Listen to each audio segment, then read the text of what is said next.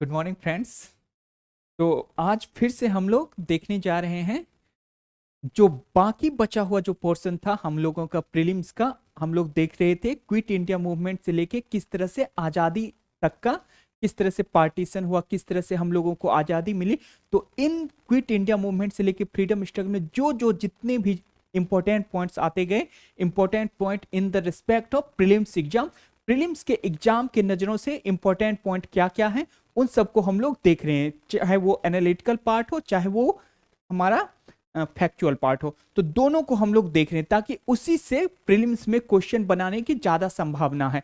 और अगर उन सारे पॉइंट्स को हम लोग थोड़ा सा समझ लेते हैं अच्छे से, तो प्रीलिम्स में चाहे किसी भी तरीके से क्वेश्चन बनाए, हम लोग उसको अच्छे से अटेम्प्ट कर देंगे। कि हम लोग यह जान जाएंगे कि कौन सा स्टेटमेंट राइट है, कौन सा स्टेटमेंट रॉन्ग है, क्योंकि हम लोग का एक प्रॉपर एनालिसिस हो जाएगा, हम लोगों का एक प्रॉपर अंडरस्टैंडिंग उसका हो जाएगा। तो कितना भी फैक्ट वाला भी क्वेश्चन हम लोग देख लेंगे और एनालिसिस वाला भी, तो उस पर किसी भी तरीके से इधर से उधर से कहीं से भी बनाए तो वो हम लोगों को समझ में आ जाएगी। ओके, ना विद द बैटल क्राई क्या था हमारे जिन्ना जी का?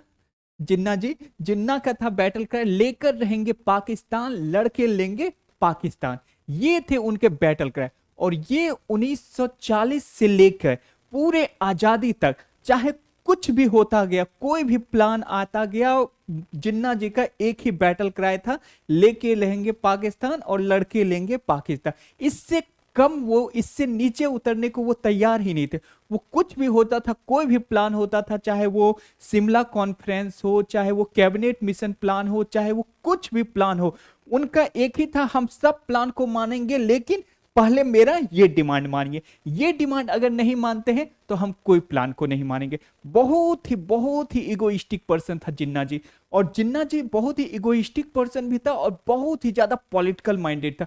वो उनका एक ही था कि हम बनेंगे किंग, हम बनेंगे जो कि है पाकिस्तान का पूरा वाइसरॉय, पाकिस्तान का हम गवर्नर जनरल बनेंगे। यहां तक कि माउंट बेटन को भी उसने गवर्नर जनरल बहुत ही, यानी कि नहीं बनने दिया, समझ लीजिए। तो ये थे जिन्ना जी का कॉन्सेप्ट। और उनका 40 से लेके 1940 से लेके पूरा पाकिस्तान तक वो कभी भी समझौता करने को तैयार नहीं थे। समझौता एक ही बात पे होगी और वो बात रहेगी, लेके रहेंगे पाकिस्तान, लड़के लेंगे पाकिस्तान। और इसी बात को पहले समझौता होगी, तब जाके किसी बात पे हम लोग समझौता करेंगे, चाहे वो इंटेरिम गवर्नमेंट हो, कॉन्स्टिट्यूएंट असेंबली हो, कैबिनेट मिशन प्लान हो, शिमला कॉन्फ्रेंस हो, कुछ भी हो, पहले इस पे समझौता वो चाहते थे। बहुत ही ज्यादा सेल्फिश पर्सन थे, बहुत ही ज्यादा इगोइस्टिक पर्सन थे। Okay, now with battle cry लेकर रहेंगे पाकिस्तान, लड़के लेंगे Pakistan. Now Muslim communal group provoked communal frenzy in Kolkata. Calcutta उस समय जो समय था, Calcutta, okay, this is our Calcutta, Calcutta, okay, उस समय कलकत्ता कहा जाता था। तो 16 अगस्त 1946 को बहुत ही ज्यादा कलकत्ता में बहुत ही ज्यादा डायरेक्ट एक्शन हुआ, बहुत ही ज्यादा, यानी कि गवर्नमेंट, यहां तक कि गवर्नमेंट के सपोर्ट से हुई, गवर्नमेंट के जो वहां के जो मिनिस्ट्री थे, मिनिस्ट्री के सपोर्ट से वहां पे डायरेक्ट एक्शन हुआ और बहुत ही ज्यादा वहां पे कम्युनल वायलेंट हुआ, बहुत ही ज्यादा राइट हुआ, जिसमें हिंदुओं को बहुत ही ज्यादा मारा गया। और ये था दिन था 16 अगस्त 1946। ये दिन उन्होंने चुना था डायरेक्ट एक्शन डे का। ये भी हुआ था कब? अगस्त में ही हुआ था। ओके, तो डायरेक्ट एक्शन डे मुस्लिम लीग ने चुना था कोलकाता में, कलकत्ता में। ये था 16 अगस्त 1946। Hindu communal group retaliated in equal measures and the cost was 5000 life lost. 5000 life lost हो गई। तो हिंदू नेचुरली कि एक ग्रुप जब कभी कहीं पे कुछ रायट करता है तो दूसरे ग्रुप रिटेलिएट जरूर करेंगे। तो कलकत्ता में जो हुआ था 16 अगस्त 1946 को, तो बहुत ही ज्यादा वहां पे ही समझ लीजिए करीब 5000 से ज्यादा हिंदुओं लोगों को मारा गया।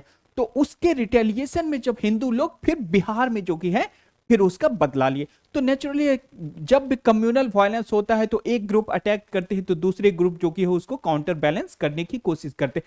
सिर्फ डिफरेंस ये होता है कि वहां पे कुछ ज्यादा हुआ, यहाँ पे कुछ कम हुआ, क्योंकि यहाँ के लोग उससे सतर्क हो गए, कुछ को गांधी जी को बुला लिए, तो ये सारी चीजें होती रही। तो हम लोग देखेंगे कि किस तरह से Gandhi ji one man army का कॉन्सेप्ट लेके वन मैन आर्मी की तरफ एकला चलो करके वो जो कि है जहां भी होता था कम्युनल वायलेंस, गांधी जी वहां पे बॉर्डर बन के, गांधी जी वहां पे वॉल बन के पहुंच जाते थे और बहुत ही अच्छे तरीके से गांधी जी परसुएशन करके तरह तरह से समझा के गांधी जी कहते थे हिंदू और मुस्लिम यह दोनों एक ब्यूटीफुल ब्राइड की तरह है, और अगर उस ब्राइड की एक आंख भी डैमेज होती है तो वो जो कि है वो वाइफ जो कि है वो ब्राइड जो कि है वो फिर ब्यूटीफुल नहीं रह सकेगी। तो इसीलिए हिंदू और मुस्लिम दो आंखें हैं किसके, एक ब्यूटीफुल ब्राइड के। तो इसीलिए दोनों में से किसी को नुकसान नहीं पहुंचाना चाहिए। लेकिन गांधी जी की बातें बहुत लोग सुनते थे, लेकिन बहुत लोग जो कि है कम्युनल के जो कि है कम्युनल वो जो हवा चल रही थी कम्युनलिज्म का, उसमें बहुत लोग बह गए थे। तो गांधी जी की बातें बहुत हद तक किसी ने सुनी और किसी ने नहीं सुनी, और द रिजल्ट हो गया यहाँ पे कलकत्ता में सबसे पहले स्टार्ट हुआ 16 अगस्त 1946 को, और उसके बाद जो कि है बिहार में उसका रिटेलिएशन हुआ। तो कॉस्ट जो कि है ये तो कम आंकड़ा है, लेकिन कॉस्ट जो कि है बहुत ज्यादा हुई। ओके, कॉस्ट लाइफ लॉस बहुत ज्यादा हुई। Now, Jinnah has realized that it was fatal to leave the administration in Congress hands and has sought a foothold in the government to fight for Pakistan.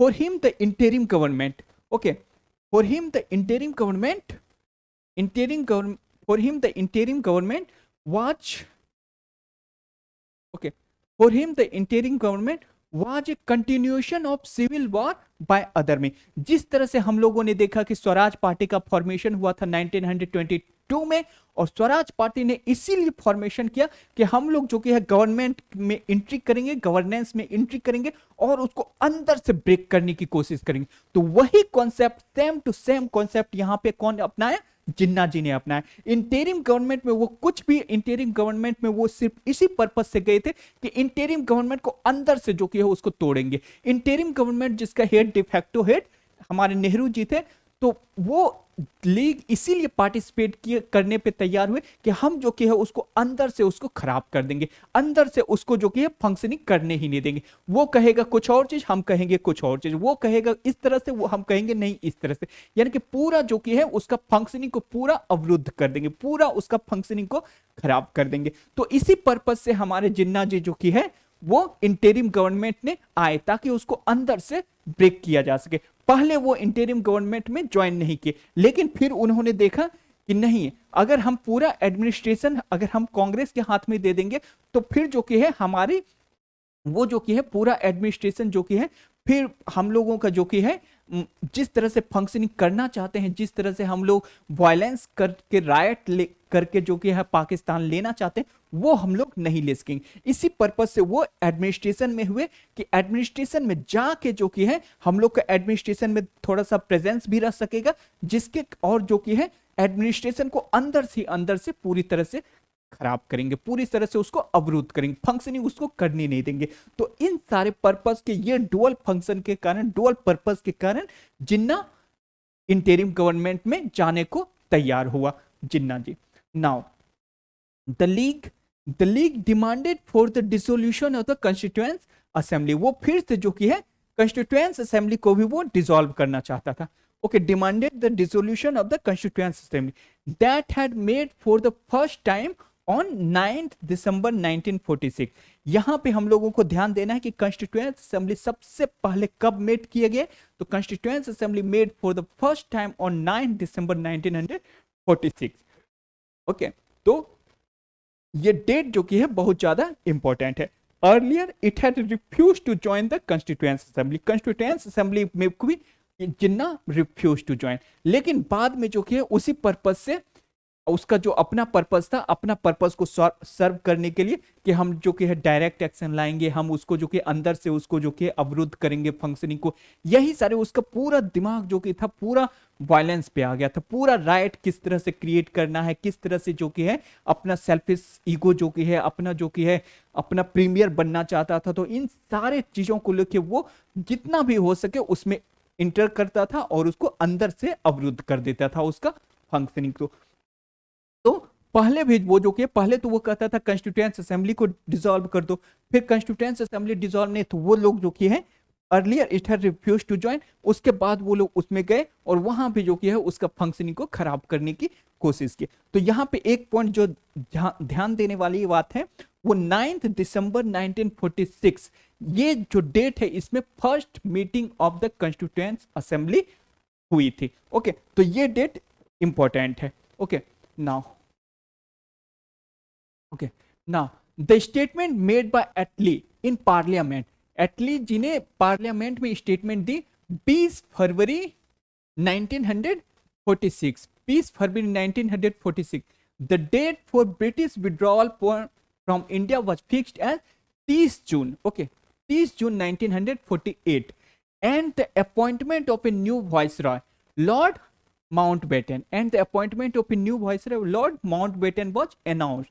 The basic reason why the Attlee government accepted the need for a final date was assessment that an irreversible damage, okay, irreversible decline हो गया था of government authority had taken place. तो यहाँ पे हम लोगों को देखना है कि कब ये जो डेट है, डेट सबसे ज्यादा इंपॉर्टेंट है। एटली जी ने कब जो की है डेट फिक्स की ब्रिटिश विड्रॉवल की, पहला जो डेट फिक्स किया वो था 20 फरवरी 1946। ओके,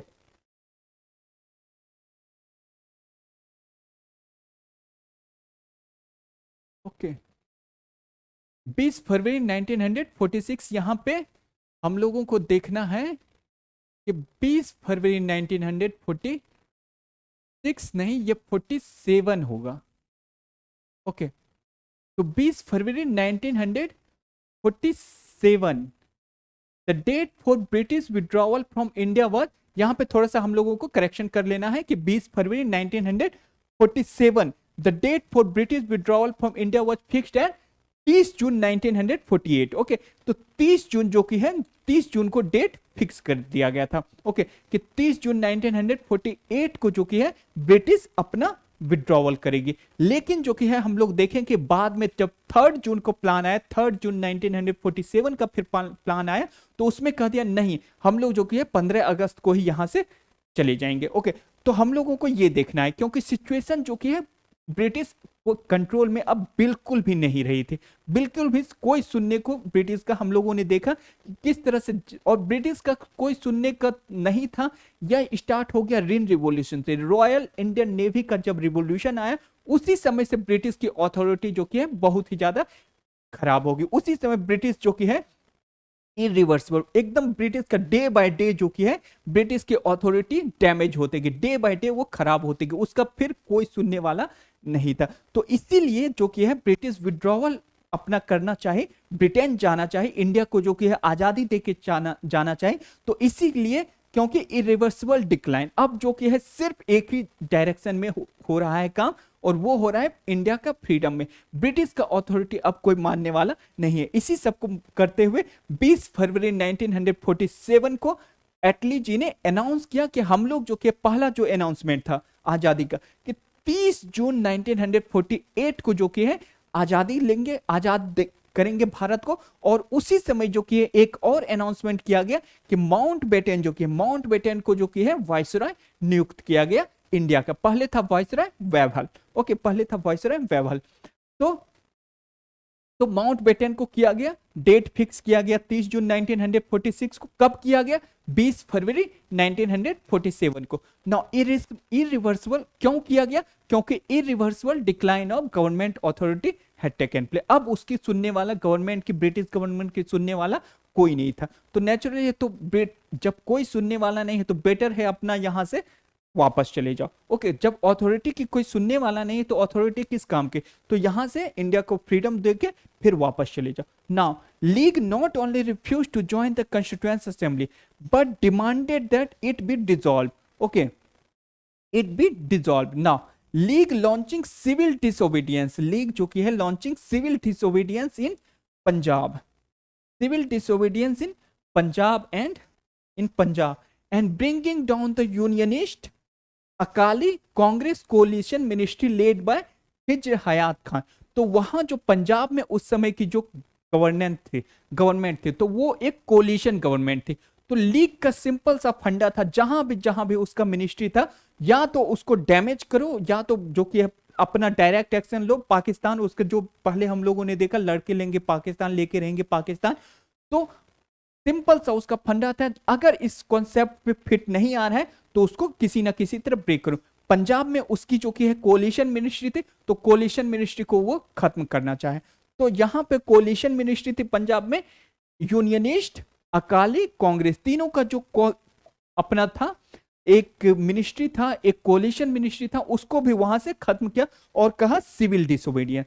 सिविल डिसोबीडियंस पंजाब में ला दिया। क्यों? क्योंकि हम उसका कॉन्सेप्ट सिंपल सा था कि लड़के लेंगे पाकिस्तान, क्योंकि पाकिस्तान या कोई भी चीज इस तरह से मिलने वाला नहीं है। ना ही आजादी भारत को मिली ब्रिटिश से, आजादी भी भारत को मिली ब्रिटिश से लड़के लड़के ही आजादी मिली भारत को। जैसे हम लोगों ने देखा किस तरह से वायलेंस हुआ था क्विट इंडिया मूवमेंट के तहत, किस तरह से आईएनए सोल्जर्स ने फाइट किया, फिर किस तरह से रिन रिवॉल्यूशन आए, तो जब लड़ा तब जाके उसको भारत को भी आजादी मिली। तो उसी तरह जिन्ना जी का भी कॉन्सेप्ट था, लड़ के लेंगे पाकिस्तान, और लड़ के लेंगे पाकिस्तान, तो इसलिए उसने सिविल डिसोबीडियंस कर दिया पंजाब में। बहुत ही ज्यादा जहां जहां भी राइट्स हुआ, सब जगह जिन्ना जी का हाथ था, सब जगह जिन्ना जी जो की है एकदम डायरेक्ट या फिर इनडायरेक्ट रूप से उसको वायलेंस करा रहे थे। ओके, डायरेक्ट और इनडायरेक्ट रूप से वायलेंस करा रहे थे वो। तो सिविल डिसोबीडियंस पंजाब में भी वही करा है, वायलेंस राइट भी वही करा है पार्टीशन के समय, और पंजाब में भी बहुत ज्यादा ब्लड से हुआ। पहले हम लोगों ने देखा कोलकाता में हुए, कलकत्ता में हुए, जिसमें कोलकाता में हो और उसका रिटेलिएशन लिया गया बिहार में। अब जिन्ना जी ने जो की है पंजाब में भी जो की है राइट्स करा दी, पंजाब में भी जो की है अब उन्होंने वायलेंस करा दी। ओके, और जो कोलिशन मिनिस्ट्री था उसको भी उसने खत्म कर दिया कि कोई मिनिस्ट्री नहीं चाहिए, हम लोग को लड़ के लेंगे पाकिस्तान। ओके, नहीं तो कोई भी इस तरह से बिना लड़े नहीं देगा पाकिस्तान। तो सिंपल सा फंडा उनका क्लियर था। जितना भी चीज है, चाहे कॉन्स्टिट्यूएंट असेंबली हो, इंटरिम गवर्नमेंट हो, कैबिनेट मिशन प्लान हो, शिमला कॉन्फ्रेंस, सब चीज को ब्रेक करो और सिर्फ एक ही डिमांड रखो कि पाकिस्तान, सिर्फ एक ही डिमांड रखो पाकिस्तान। और क्यों पाकिस्तान? क्योंकि वो खुद बनना चाहता था उसका प्रीमियर, खुद बनना चाहता था उसका प्रीमियर। तो इसीलिए बहुत ज्यादा इगोइस्टिक, बहुत ही ज्यादा सेल्फिशनेस था, और सिर्फ रिलीजन के आड़ में वो अपना जो कि है पर्पस फुलफिल करना चाहता था। रिलीजन के आड़ में, रिलीजन सिर्फ एक नारा सिर्फ देता था, इस्लाम इज इन डेंजर, कोई डेंजर में नहीं था, सिर्फ डेंजर में था उसका पोजीशन, उसका कुर्सी। ओके, तो वो चाहता था कि हम जो कि है इस्लाम का प्रतिनिधित्व करेंगे, हम सारे मुस्लिमों का प्रतिनिधित्व करेंगे, सारे मुस्लिमों का राजा हम बनेंगे, हम पाकिस्तान का राजा बने। तो वो बहुत ज्यादा इगोइस्टिक पर्सन था, और उसी के लिए जो कि है उसने पूरा जो कि है जगह जगह पे राइट्स करवाए, जगह जगह पे उसने सिविल डिसोबीडियंस भी करवाए। Okay, no no Mountbatten was the last viceroy. तो लास्ट वॉइसरॉय अगर कोई पूछा जाएगा तो ये थे हमारे माउंटबेटन जी, लास्ट वॉइसरॉय। तो लास्ट वॉइसरॉय कौन थे? वो माउंटबेटन थे। हम लोगों ने देखा 20 फरवरी 1947 को एटली जी ने अनाउंस किया कि हम जो एक नया वॉइसरॉय भेज रहे हैं, उनका वो माउंटबेटन को भेज रहे हैं। 20 फरवरी को उन्होंने अनाउंस किया कि 30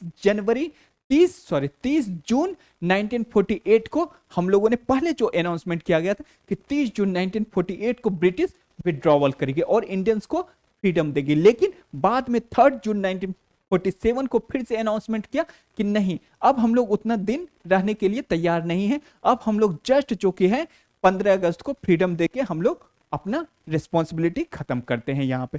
तो लास्ट वॉइसरॉय कौन था यहाँ पे? लास्ट वॉइसरॉय थे हमारे Mountbatten. British could keep India United. British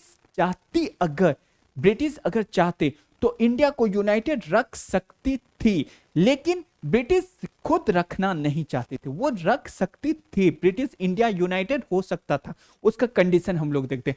British could keep India United only if they gave up their role as mediators trying to effect a solution the Indians had agreed upon. Okay, unity needed putting down communal elements with a firm hand. Okay, communal elements with a firm hand. Okay, this they chose not to do. Okay, this they chose not to do. A serious attempt at retaining unity would involve identifying with the forces that wanted a unified India. Okay, identifying with the forces, identifying with the forces that wanted a unified India and countering those who opposed it, and countering those who opposed it. Okay, rather than doing that, they prefer to woo both side. उसका simple सा concept है, both side into friendly collaboration with Britain on strategic and defense issue. British government अगर चाहते, अभी तो power British government के हाथ में है, जितना भी पावर था, कुछ रेजिमेंट तो उनके अभी भी सुनते थे, भले ही कुछ वो रेजिमेंट नहीं सुनते थे, कुछ और ज्यादा ब्लड सेड हो जाता, ठीक, लेकिन इंडिया यूनाइटेड रह सकती थी, इंडिया यूनाइटेड रह सकती थी। ब्रिटिश अगर इंडियंस की बात मानते, जो भी डिवीजन का डिमांड कौन कर रहा था? डिवीजन का डिमांड कर रहा था कांग्रेस नहीं कर रही थी, पीपल ऑफ इंडिया नहीं कर रही थी, डिवीजन का डिमांड कर रहा था सिर्फ और सिर्फ हमारे जिन्ना जी। डिवीजन का डिमांड कौन कर रहा था? पार्टीशन का जिन्ना जी, जिन्ना जी और जो मुस्लिम लीग के कुछ लीडर थे, क्योंकि उनको अपना सेल्फ सर्विस करना था, उनको अपना एक जो कि है पोजीशन लेना था, तो एक उनको पोस्ट चाहिए था, हायर पोस्ट चाहिए था, तो उनका सिंपल सा कॉन्सेप्ट है कि जो कि है तो वो उसको रोका जा सकता था, लेकिन रोकने के लिए ब्रिटिश को क्या करना था? Putting down communal elements with A firm है। जिस तरह से क्विट इंडिया मूवमेंट को ब्रिटिश ने शांत किया, जिस तरह से रिन रिवॉल्यूशन जो हुआ था उसको ब्रिटिश ने शांत किया, तो उसी तरह से यहां कम्युनल एलिमेंट को भी शांत कर सकती थी ब्रिटिश, लेकिन उन्होंने जानबूझ के ऐसा नहीं किया। वो दोनों को जो कि है हम लोग देखते हैं कि 1909 से मॉडले मिंटो जब रिफॉर्म हुआ था, मॉडले मिंटो रिफॉर्म 1909, ओके, 1909 से Morley Minto reform, Morley Minto reform, ये जो मॉडले मिंटो रिफॉर्म, यहीं से जो कि है अपना कम्युनल कार्ड ब्रिटिश ने खेलना स्टार्ट कर दिया, कम्युनल कार्ड ब्रिटिश ने खेलना स्टार्ट कर दिया था, और जो कि है बहुत ही ज्यादा जो कि है उसको रिजर्वेशन मुस्लिम को, और बहुत ही ज्यादा रिजर्वेशन के साथ साथ बहुत ज्यादा उनको प्रेफरेंस हर चीज में देते चला गया। तो अब सिचुएशन ऐसा आ गया था कि अब जो कि है उसको कंट्रोल करना, उसको जो कि है फिर से कह देना कि नहीं हम तुमको कुछ नहीं देंगे, इतना देने के बाद अब यह पॉसिबल नहीं था। तो ब्रिटिश जो कि है दोनों को चाहते थे, वो जो कि है जो उसके पास जाता था, जो उसके शरण में जाता था, वो उसको खुश करना चाहते, भले ही वो कितना भी खराब डिमांड करे, लेकिन ब्रिटिश का सिंपल सा कॉन्सेप्ट था, चाहे वो आप कितना भी खराब पर्सन है, कितना भी खराब आपका डिमांड है, लेकिन सिर्फ आप हमारे सुनने में हैं, तो हम जो कि है हमारे कहने पे चलते हैं, तो हम जो कि है आपकी रक्षा करेंगे, हम आपका सारा विश जो कि है फुलफिलमेंट करेंगे। तो यहां पे हम लोग देखते हैं कि जो देश का पार्टीशन हुआ उसको रोका जा सकता था, लेकिन रोका उसी तरह जा सकता था कि putting down communal elements with A firm hand. Firm hand जिस तरह से हम लोगों ने देखा क्विट इंडिया मूवमेंट को दबाया गया, ब्रिटिश ने रिप्रेस किया, किस तरह से जो कि है रिन रिवॉल्यूशन को ब्रिटिश ने रिप्रेस किया, किस तरह से इवन आईएनए रिवॉल्यूशन को जो कि है ब्रिटिश ने रिप्रेस किया।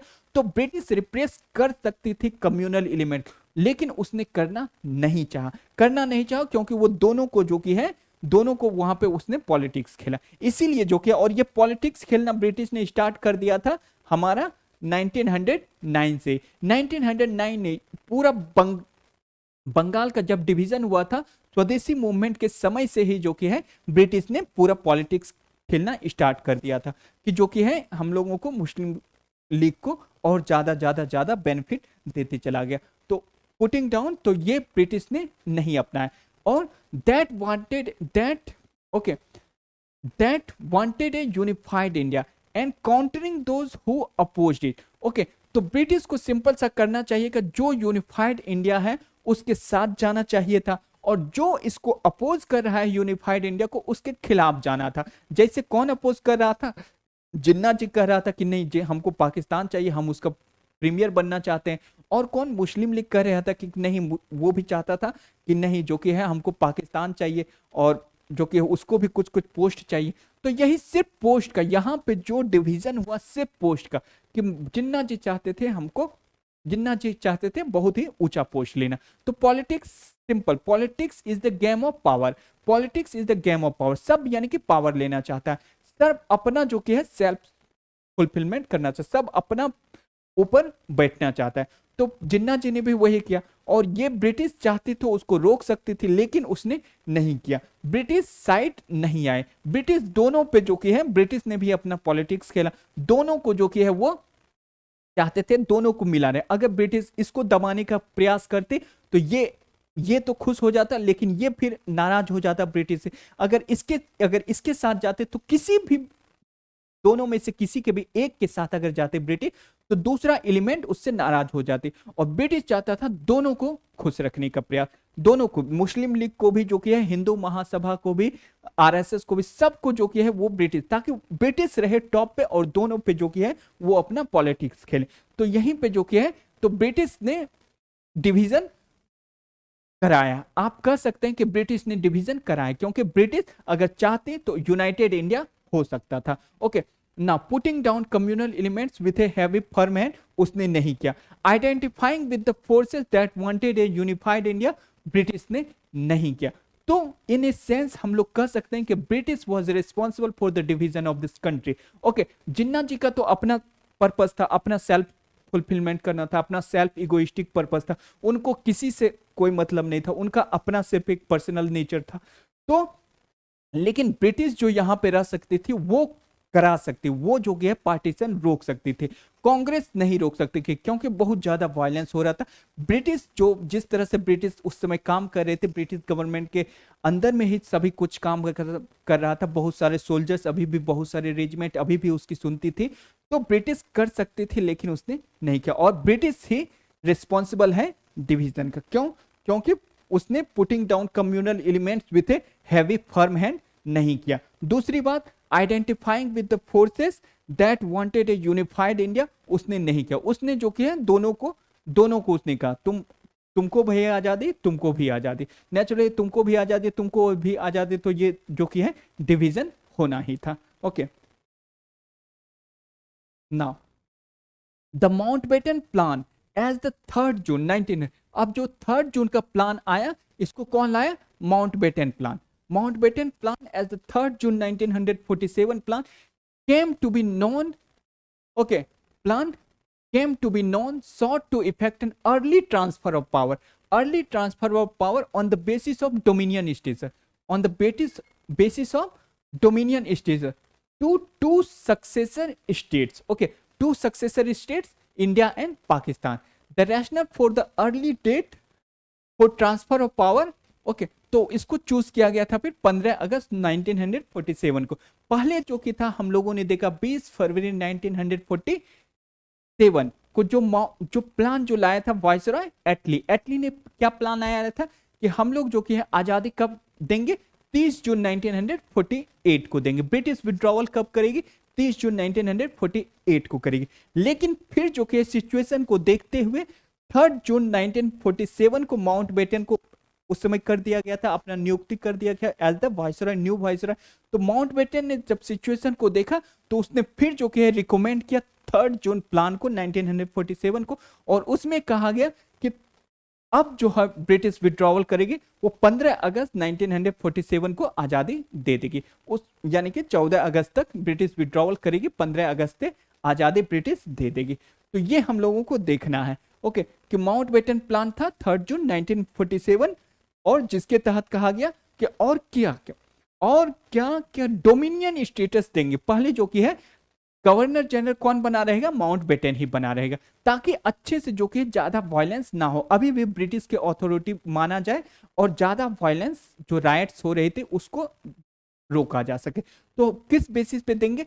तो उसमें भी दिया गया कि डोमिनियन स्टेटस जस्ट एक सिंबॉलिक है, भले ही काम सब कुछ करेगी कांग्रेस ही वहां करेगी और वहां ही जिन्ना जी ही करेंगे, लेकिन एक जो गवर्नर जनरल बने रहेंगे वो माउंटबेटन बने रहेंगे, ताकि ब्रिटिश जो कि है अथॉरिटी समझा जाए कि ब्रिटिश अथॉरिटी के तहत है, और जो कि है कुछ भी कम्युनल वायलेंस ज्यादा नहीं हो। ओके, तो 3 जून को प्लान आया 1947 को, उसमें कहा गया 15 अगस्त 1947 को हम लोग विड्रॉ करेंगे इंडिया से, ब्रिटिश विल विड्रॉ इंडिया। और क्या देगी ब्रिटिश? डोमिनियन स्टेटस टू दोनों को, किसको? इंडिया और पाकिस्तान दोनों को। और उस समय जो कि है, उस समय 1946 ओके 1946 तक कौन रहे थे हम लोग के कांग्रेस प्रेसिडेंट? वो थे हमारे, ओके, वो थे हमारे मौलाना आजाद।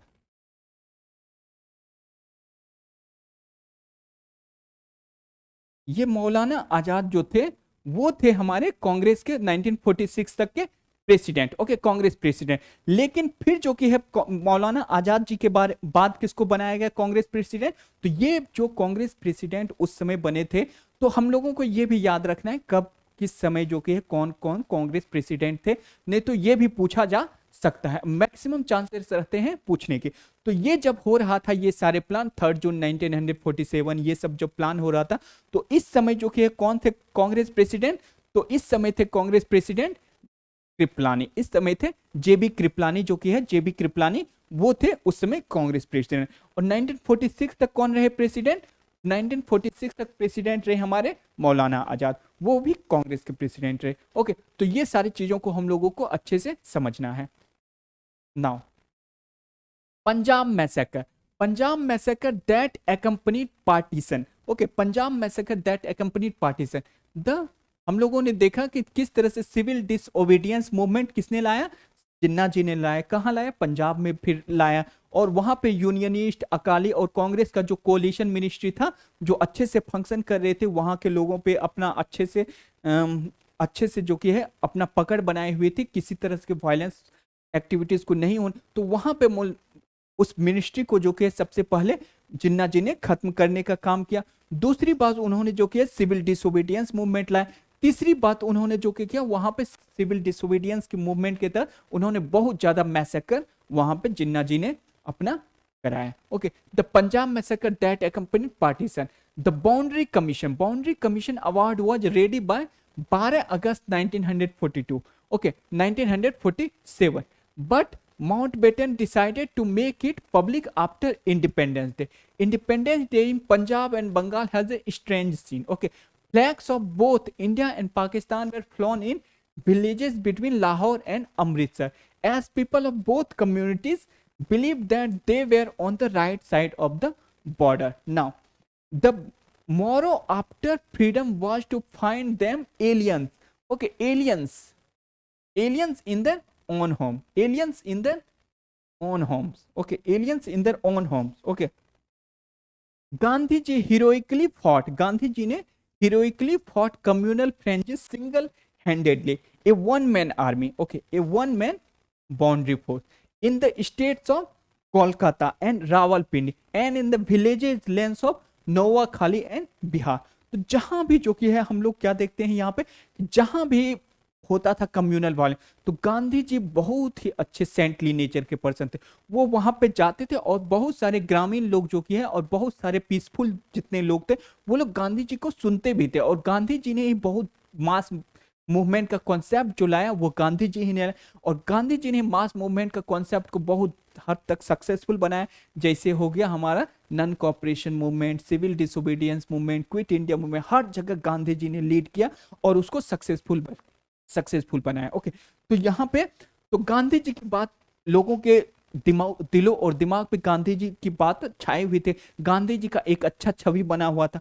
तो वन मैन आर्मी बाउंड्री की तरह, बाउंड्री फोर्स की तरह गांधी जी काम करते, और जहां भी होता था, चाहे वो कोलकाता में होता था, बिहार में होता था, बांग्लादेश का नोवाखाली में होता था, रावलपिंडी में, जहां भी राइट्स होते थे गांधी जी अच्छे से वहां जाके लोगों को समझाते थे, बुझाते थे कि इस तरह से राइट्स मत करो, क्योंकि हिंदू और मुस्लिम दोनों मारे जाते हैं राइट्स में। और राइट्स का कॉन्सेप्ट उन्होंने दिया कि जो हिंदू और मुस्लिम है दोनों जो कि है एक सुंदर जो कि है सुंदर दुल्हन की दो आंखें हैं, अगर किसी एक आंख को डैमेज किया जाता है तो सुंदरता उसकी खत्म हो जाती है और फिर वह दुल्हन सुंदर नहीं रह सकती।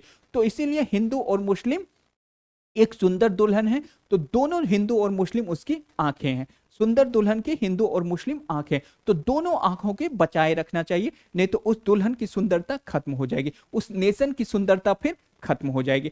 तो उन्होंने दिया कि सबको जो कि है हिंदू को भी प्रोटेक्ट करते थे, हिंदू को भी समझाते बुझाते थे, मुस्लिम को भी प्रोटेक्ट करते थे, मुस्लिम को भी समझाते बुझाते थे कि जो कि है राइट्स में कुछ भी नहीं रखा है, राइट्स में कुछ भी नहीं रखा था। और जब हो रहा था ये मैसेकर, जब डिवीजन हो रहा था, बाउंड्री कमीशन का डिवीजन इसलिए नहीं लाया कि 3 जून को, तो 3 जून को जो लाया कि हम लोग जो कि है ब्रिटिश विड्रॉ करेगी, कब करेगी, 15 अगस्त 1947। तो बाउंड्री को अगर पहले कर देते वो कि विड्रॉवल के, आजादी के पहले, 15 अगस्त के पहले, तब तो और ज्यादा मारकाट होती। तो ब्रिटिश ने आजादी फिर जो कि है, आजादी का जश्न कोई नहीं मना पाता। तो पहले चाहता था कि जो इतना सालों से आप लोगों ने फाइट किया, आप लोगों ने आजादी के लिए फाइट किया, तो अब आजादी मिल रही है, तो आजादी अब तुम लोग ले लो, अच्छे से आजादी तुम लोग ले लो और उसका जश्न मना लो, क्योंकि बहुत ही लॉन्ग ड्रॉन बैटल था, बहुत ही तरह से सब लोग थके थे, बहुत ही ज्यादा सब लोगों ने अपनी जी जान लगाई थी इस आजादी के लिए। तो आजादी के पहले जश्न मना लो। उसके बाद जब आजादी के बाद जब बाउंड्री कमीशन का अवार्ड आया, तो दोनों लोगों ने देखा, जस्ट जो वहीं पे रहते थे वो लोग अपने आप को वहां पे एलियन महसूस करते थे। जो बाउंड्री के थोड़ा सा भी इधर आगे बाउंड्री के, वो लोग कहता था नहीं ये एलियन है, तो वहां पे फिर जो कि है उन लोगों पे अटैक होने लगते थे। जैसे हम लोगों ने देखा कि पंजाब जो कि है डिवाइड किया गया, पंजाब डिवाइड किया गया, तो एक तरफ जो पंजाब के कुछ जो पंजाब के लोग थे वो चले गए पाकिस्तान, तो पाकिस्तान के लोगों ने उस पर बहुत ज्यादा अटैक कर दिया। फिर पाकिस्तान के लोगों, तो वो लोग जो कि है भाग के दिल्ली में, तो और भी ज्यादा जगह जगह पे जो कि है वो लोग वहां से है, क्योंकि अपने जहां पे वो लोग इतने सालों से, इतने इतने समझिए सैकड़ों सालों से भी बहुत ज्यादा समय से रह रहे थे, तो उनको अब लगने लग, उनको जो कि है अब वो एलियन जैसे महसूस करने, उनको एलियन की तरह ट्रीट किया गया दूसरे लोगों के द्वारा। इतना ज्यादा कम्युनल का नशा भर गया था कि उनको एलियन की तरह वहां का ट्रीट किया गया, वहां से उन लोगों को मार के भगाया गया, मार के भगा दिया गया, जिसके कारण वो लोग कुछ दिल्ली में आए, कुछ जगह जगह पूरे देश में अपने फैल गए। ओके, जगह जगह अपने देश में अपने बचाव के लिए वो लोग वहां से अपने घर को छोड़ के, अपने जमीन को छोड़ के, बहुत तरह से छोड़ के वो लोग हर जगह आए, और अच्छे से वो लोग जो कि है किसी तरह इंडियन गवर्नमेंट ने उनके सेल उनके फूड और शेल्टर का इंतजाम किया, क्योंकि वो लोग जो कि है इंडियन पीपल ही थे। लेकिन इस पार्टीशन के कारण जो कि है वो लोग अपना घर छोड़ के आए, वो लोग अपना सामान छोड़ के भी आए बहुत सारे, तो उन लोगों को इंडियन गवर्नमेंट ने शेल्टर, फूड और जितना हो सका जितना हो सका उन लोगों के लिए अरेंजमेंट किया गया। ओके, तो एलियन समझा जाने लगा, इतने सालों से रहता था वहां पे, और वहीं पे जो कि फिर उसको एलियन की नजर से देखा जाने लगा दूसरे ग्रुप के कारण। ओके, और ऐसा सिर्फ एक ही ग्रुप के कारण नहीं हुआ, पंजाब में भी इस तरफ भी जो थे, इस तरफ भी जो थे मुस्लिम, तो उसको भी जो कि है ये एक जो ग्रुप था उसको एलियन की नजर से देखने लगा कि ये एलियन है, इसको मार के भगो। उस तरफ बाउंड्री के जो चले गए थे, उस तरफ भी जो लोग थे वो कह रहा था कि बाउंड्री पे ये जो कि है एलियन है, इसको मार के इस तरफ बाउंड्री को करो। तो इतना हो गया, जो सैकड़ों सालों से ज्यादा से रह रहे थे उनको एलियन समझा जाने लगा, जस्ट क्योंकि एक बाउंड्री वहां पे खींच दिया गया। तो ऐसा ही होता है पार्टीशन, ऐसा ही होता है राइट, उसमें कोई दिमाग काम नहीं करता है, कुछ पॉलिटिक्स यही होता है, डिवाइड कर दो। पॉलिटिक्स का मतलब है डिवीजन। ओके, तो डिवीजन करो और अपना फायदा, ब्रिटिश ने भी अपना फायदा, जबकि ब्रिटिश रोक सकती थी, जिन्ना का भी अपना फायदा, जिन्ना भी चाहता तो, लेकिन जिन्ना का तो सिर्फ अपना फायदा। तो पॉलिटिक्स किया ही जाता है सिर्फ अपने फायदे के लिए, पॉलिटिक्स किया ही जाता है डिवीजन के लिए। ओके, तो यहां पे उन लोगों को एलियन समझा जाने लगा, और गांधी जी सबको परसुएट करते रह गए, चाहे वो कोलकाता में हो, रावलपिंडी में हो, नोआखाली में हो, बिहार में, कि जो कि कम्युनलिज्म हर तरह से खराब है। और उन्होंने दुल्हन की एग्जाम्पल देके, दुल्हन नेशन है तो हिंदू और मुस्लिम उसकी दो प्यारी आंखें हैं, किसी भी एक को डैमेज करोगे तो जो कि है सुंदरता उसकी खत्म हो जाएगी, इस तरह से नेशन बिखर जाएगा। तो गांधी जी, लेकिन बहुत लोग सुनते थे उनकी बातों, बहुत लोग उनकी बातें नहीं सुनती थी। तो ये थे पार्टीशन का हॉरर। ओके, किस तरह से पंजाब मैसेकर हुआ, पहले किस तरह से 16 अगस्त 1946 को कौन सा हुआ था, हमारे डायरेक्ट एक्शन जो लिया था कोलकाता में, उसका रिटेलिएशन हुआ बिहार में, फिर जो कि है जगह जगह ये कम्युनल वायलेंस हुआ। ओके, नाउ लियाकत अली खान, ये जो लियाकत अली खान थे, Liaquat Ali Khan finance minister, finance member, hamstrung the functioning of the other ministries in the interim government, in the interim government. Okay, in the interim government. Okay, now the Bengal provincial ministries in action, okay, and even complicity in riot. तो तो ये जो interim government ने पहले तो जिन्ना जी ने कहा कि हम लोग जो कि है मुस्लिम लीग पार्टिसिपेट नहीं करे, फिर जो कि है कहेंगे कि नहीं, अगर पूरा हम लोग छोड़ देंगे कांग्रेस के हाथ में तो ये जो कि है अपना पावर का अच्छे से, बहुत अच्छे से यूज कर लेगी। ओके, तो हम लोग जाएंगे इंटेरिम गवर्नमेंट में और उसको डिसफंक्शन करने का पूरा काम करेंगे। तो लियाकत अली खान को बनाया गया था इंटेरिम गवर्नमेंट ने फाइनेंस मिनिस्टर। लियाकत अली खान जो मुस्लिम लीग से थे, तो मुस्लिम लीग में लियाकत अली खान को बनाया गया था फाइनेंस मिनिस्टर, किसमें, इंटेरिम गवर्नमेंट में। और इन्होंने जो कि है इंटेरिम गवर्नमेंट का फंक्शनिंग को बहुत तरीके से अवरुद्ध किया, बहुत तरीके से इंटेरिम गवर्नमेंट का फंक्शनिंग को रोकने का और खराब करने का काम किया, ताकि वो जो कि है अच्छे से फंक्शनिंग ना करके, ताकि देश में जो कि है जिस तरह से जिन्ना जी चाहते थे कि हमको चाहिए लड़के लेंगे पाकिस्तान, लेके रहेंगे पाकिस्तान,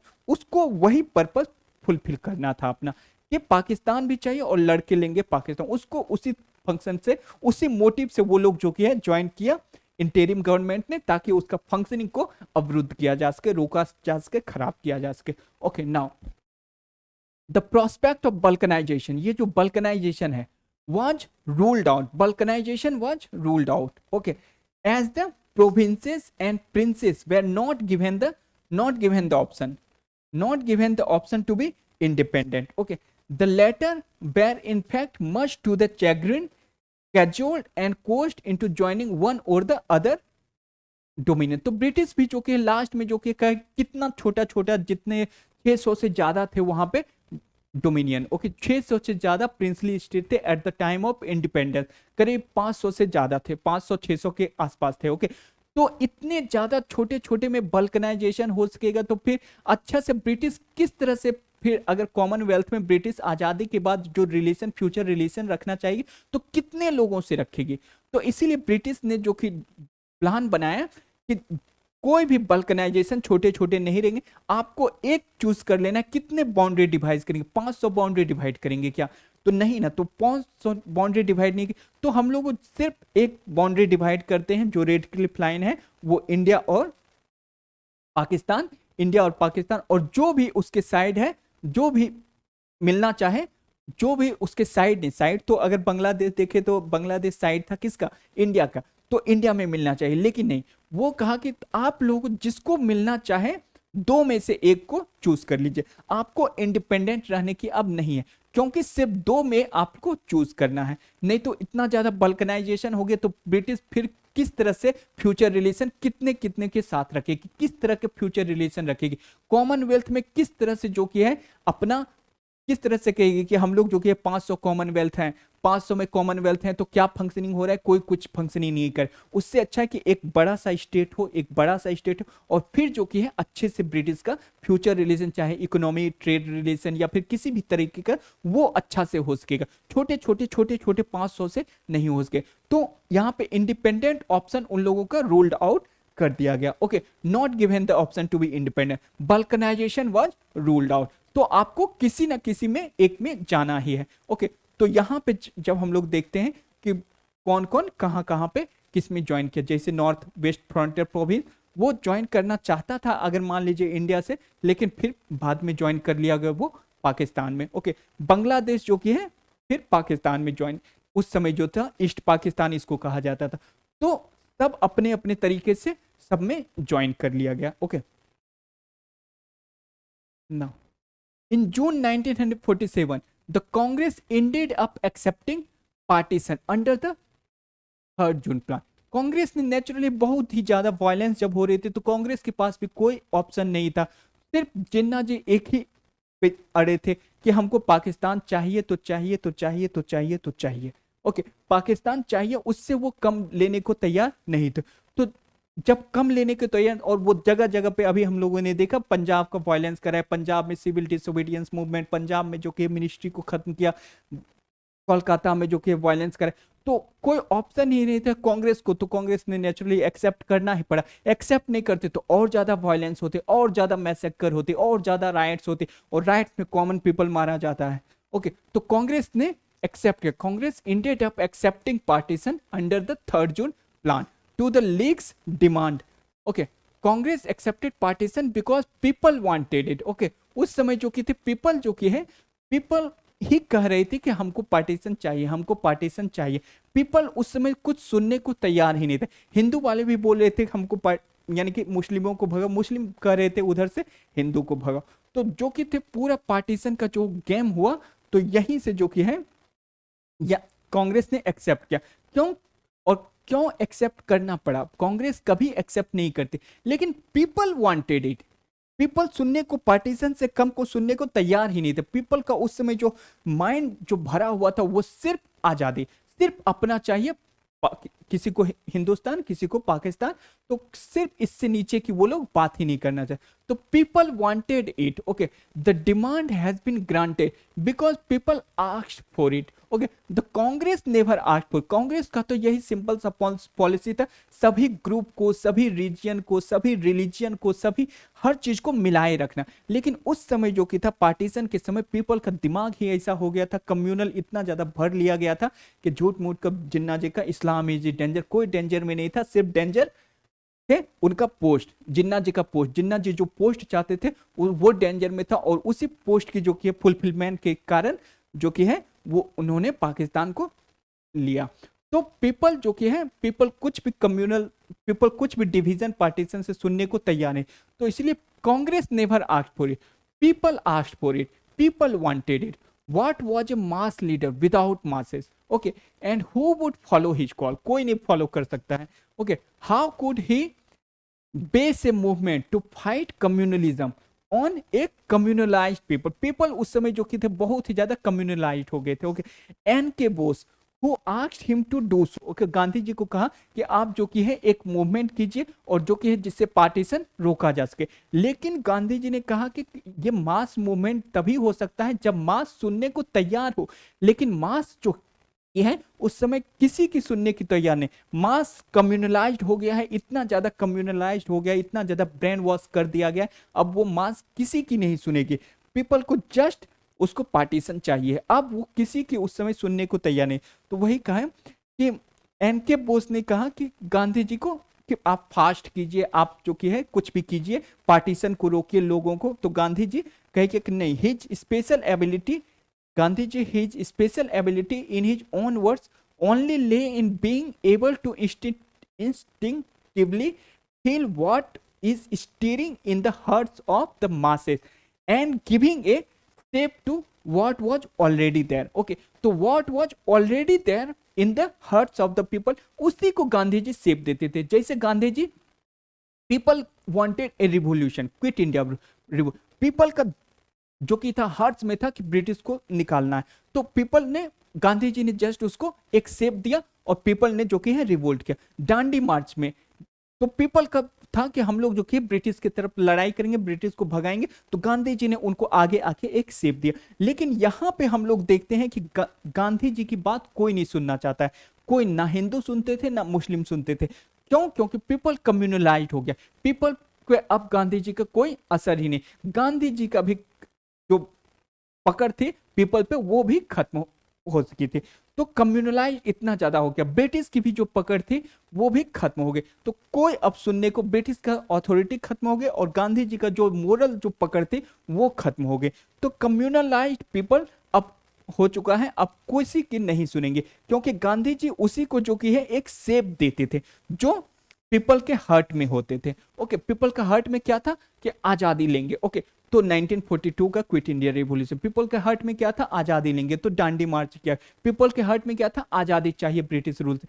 तो उन्होंने लाया नॉन कोऑपरेशन मूवमेंट। ओके, तो लेकिन ये सब पीपल के हार्ट में ही था। लेकिन अब क्या पीपल के हार्ट में है? तो उन्होंने उसको जस्ट शेप देते थे। और अब क्या हार्ट में है पीपल को? अब है हार्ट में कम्युनलाइज्ड हो चुका है। अब जो कि पीपल बिना जो कि है आजादी के, बिना जो कि है पाकिस्तान हिंदुस्तान किए हुए उसका मन ही नहीं भरेगा, चाहे कुछ भी उसको कह लो। उसका पीपल को इतना ज्यादा उसका माइंड को जो कि ब्रेन वॉश कर दिया गया है जिन्ना जी ने और कुछ कुछ लीडर ने कि पाकिस्तान चाहिए तो पाकिस्तान चाहिए तो चाहिए, लड़के लेंगे और लेकर रहेंगे, उससे नीचे को कुछ भी वो सुनने को तैयार ही नहीं थे।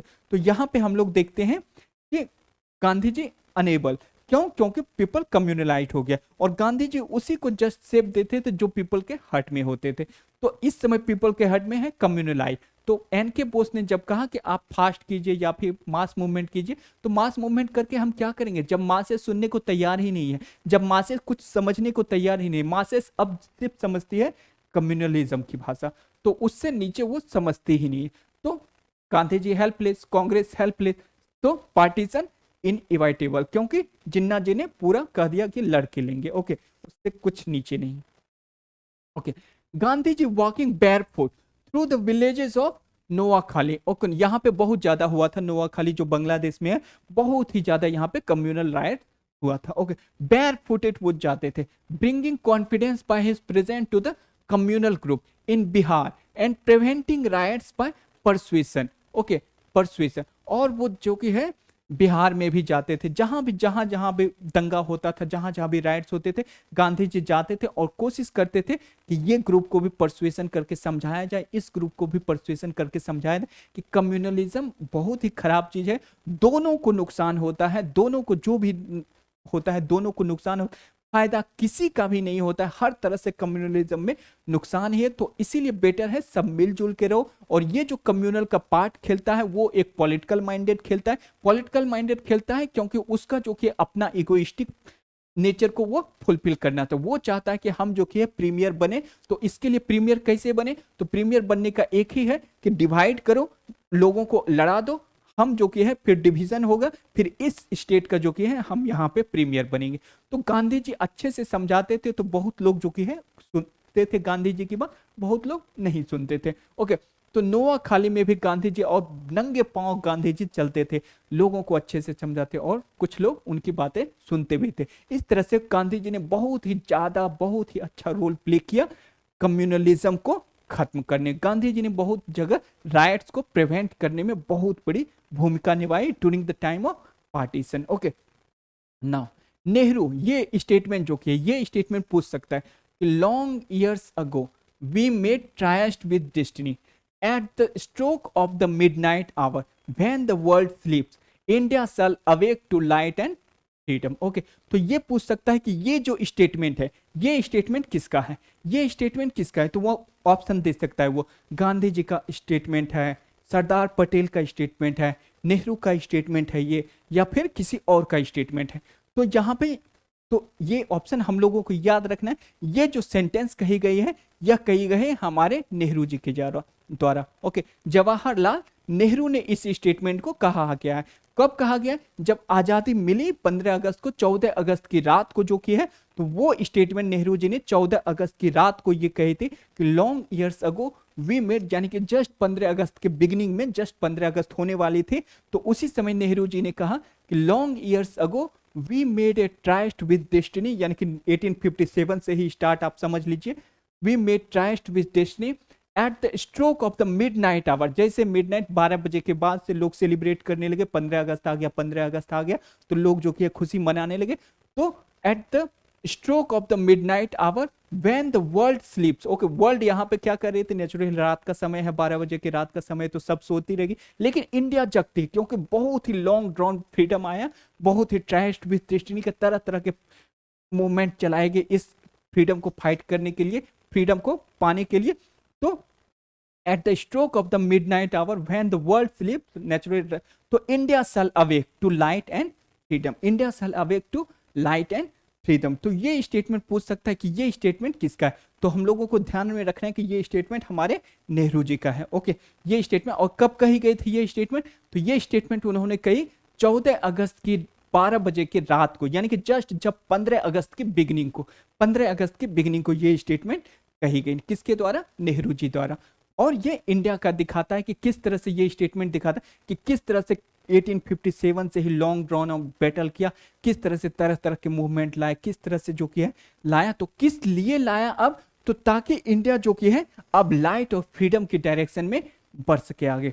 इंडिया जो कि है ज्ञान के पथ पे तरह तरह, चाहे वो किसी भी तरह का ज्ञान हो, साइंटिफिक हो ज्ञान हो या किसी भी इंडस्ट्रियलिस्ट ज्ञान हो, किसी भी तरीके का ज्ञान हो, उसके लाइट और फ्रीडम, लिबर्टी, इक्वलिटी, सब इन सब डायरेक्शन में बढ़ सके। ओके, चाहे वो किसी तरह का लाइट्स यहाँ पे सिग्निफाई कर देता है आपका, किसी भी तरह का नॉलेज हो, चाहे वो आपका साइंटिफिक नॉलेज हो, टेक्नोलॉजिकल नॉलेज हो, इंडस्ट्री वाला नॉलेज हो, इकोनॉमिक नॉलेज हो, या किसी भी तरीके का नॉलेज हो, पॉलिटिकल नॉलेज हो, सोशल नॉलेज। और फ्रीडम यहाँ पे सिग्निफाइड कर देता है, चाहे वो लिबर्टी हो, इक्वलिटी हो, जस्टिस हो, तो इन दोनों के डायरेक्शन में जो कि है हम लोगों को बढ़ते जाना है।